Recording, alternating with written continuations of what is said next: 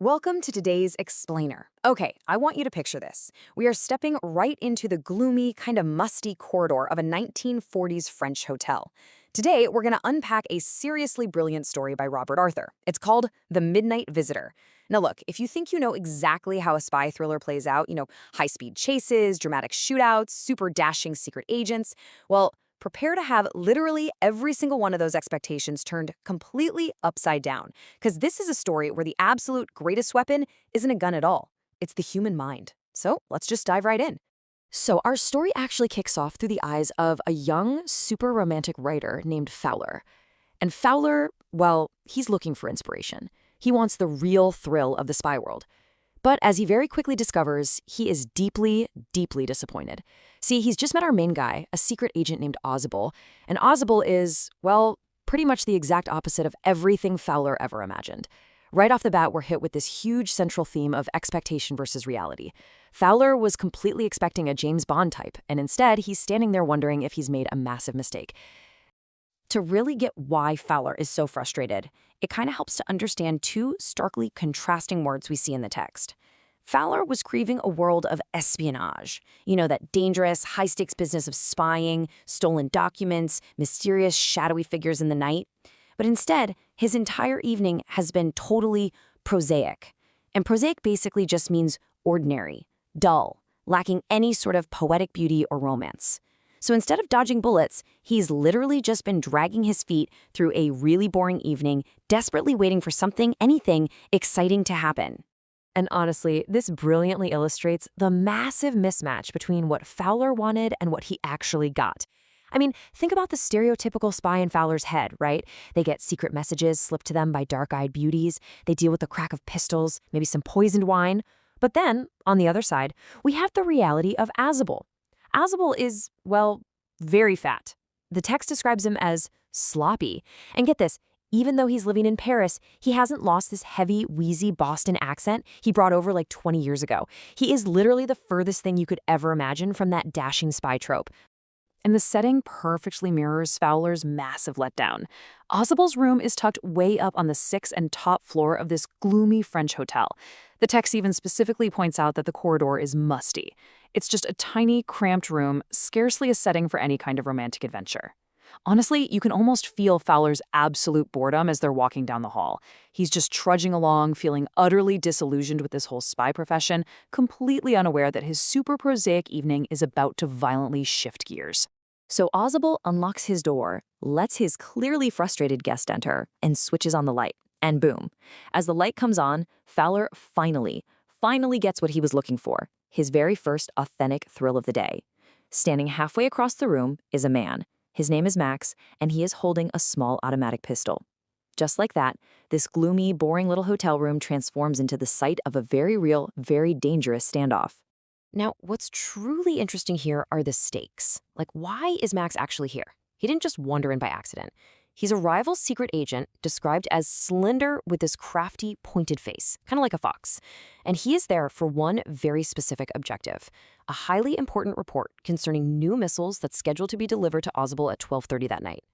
As Ozable actually mentioned earlier, this is a paper that men and women have literally risked their lives for. It's a paper that could alter the course of history. Max wants it, and he is absolutely willing to use his gun to get it. So, imagine this. You have a desperate man with a gun in your room, demanding highly classified documents. Most people would completely panic, right? But look at Ozable's reaction. He doesn't raise his hands, he doesn't yell. Instead, he just shuffles over to an armchair, sits down heavily, and starts complaining. He seems extremely irritated, grimly stating that this is the second time in a month someone has broken in through that nuisance of a balcony. He sounds exactly like a tired hotel guest, annoyed by, poor maintenance. It is such a brilliant, completely unexpected reaction to a deadly threat. And this masterfully builds Ozable's core strategy. Notice how he doesn't just randomly mention the balcony. He provides this highly detailed, totally logical explanation of it. He explains to Fowler, making absolutely sure Max is hearing every single word, that his room actually used to be part of a larger unit. It is the second time this month someone has come through that balcony. You can't imagine how much trouble that ghost of a ledge is causing me. He points out that the balcony technically belongs to the next apartment and extends right under his single window. He weaves this story so casually and with such extreme irritation that Max, who by the way used a passkey to get in, completely buys it. Ozable has just built a fake physical escape route right inside the intruder's mind. Okay, so Max tells them they have to wait 30 minutes for the report to arrive. The tension in that room is incredibly thick, and then, suddenly, a loud knocking shatters the quiet of the room. Fowler literally jumps out of his skin in fear. Max is totally startled. I mean, think about it. In a locked room on the 6th floor with a guy holding a gun, a sudden knock is the ultimate wild card. Max immediately demands to know who's at the door. So here is the crucial point, how Ozable plays this massive distraction. He doesn't flinch, he just smiles. He calmly states that, well, it's the police. He casually tells Max that because this missile report is so incredibly important, he requested a little extra protection. Just ask the police to check on him.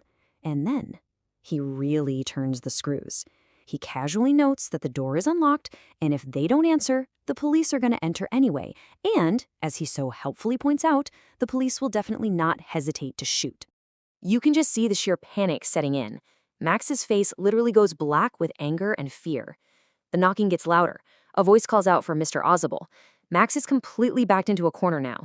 He definitely doesn't want to get into a shootout with the French police, so he swiftly backs toward the window. In his panic, he completely falls back on that mental safety net Ozable planted earlier.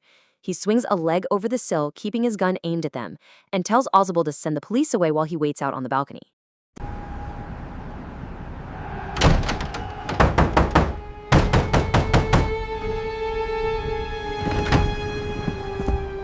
The doorknob starts to turn. Max realizes he is entirely out of time. He pushes off with his left hand to free himself from the windowsill and drops down, fully expecting to land on that balcony he believes is right below him. But of course, this is the 6th floor. And as he drops into the pitch-black night, pressing against the window, he screams just once, shrilly. Immediately after that scream, the door swings open. But Here is the order you requested, sir. spoiler alert, it isn't an armed tactical police force at all. It's just Henry, the waiter. He's standing there holding a tray with a bottle and 2 glasses. He totally calmly sets the tray down, deftly uncorks the bottle, says, "Here's the drink you ordered," and just walks right back out. Fowler is standing there completely white-faced, just stammering. He honestly has no idea what just happened. Fowler is stammering, frantically asking about the police, and Ozable just sighs, kind of casually admitting there were never any police to begin with. But then Fowler asks the absolutely most important question. But won't that man out on the balcony? And right here, Ozable delivers the incredible final twist of the story. He tells his young friend, nah, Max won't be returning. Because, you see, there is no balcony. Max literally just stepped out of a 6th floor window into thin air. Section, wit greater than weapons, defying the stereotype. So because Ozable completely defies that classic James Bond archetype, literally defeating a fully armed opponent without ever throwing a single punch, he relies on a core concept that is especially crucial if you're studying this text for CBSE. And that concept is presence of mind. This right here, this is Ozable's true superpower. It's the ability to think quickly, act calmly, and make incredibly wise decisions when faced with immediate, unexpected danger. As the text really highlights, presence of mind comes straight out of a state of mental preparedness. Look, Ozable didn't have some master plan ready for Max breaking in, but because his mind was so sharp and observant, he could instantly invent this flawlessly logical lie to save his own life. Let's quickly break down exactly how this winning strategy actually worked. First, Ozable stayed completely calm. His total lack of panic just confused Max and made his annoyance about that fake balcony seem totally genuine. Second, he used his ordinary surroundings, literally just a simple window, and crafted a ridiculously believable backstory about the architecture of the building. And third, he weaponized the enemy's own fear. By introducing the threat of the police at the absolute perfect moment, he forced Max into a panicked, irrational decision. Basically, he made Max orchestrate his own downfall.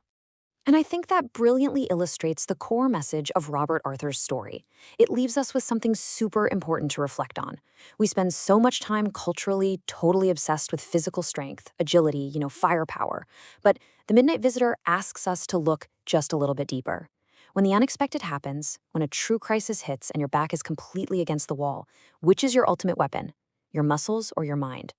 Thank you so much for joining me for this explainer. And hey, keep that presence of mind sharp.